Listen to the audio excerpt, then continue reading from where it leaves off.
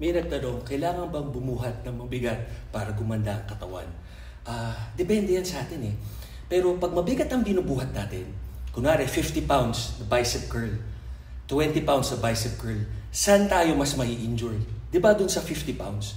So 20 pounds na lang, control natin yung negative pababa.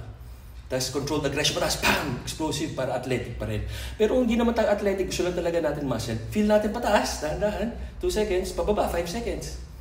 Talagang lalaki yung muscle natin. It takes time, huwag tayo magmamadali. Tapos pag inu-workout yung back, feel nyo yung back nyo nagko-contract, oh.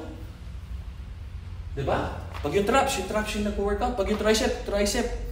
Kasi minsan, gumaganon-ganon. Or kung ano-ano yung workout. Kailangan na tayo proper form.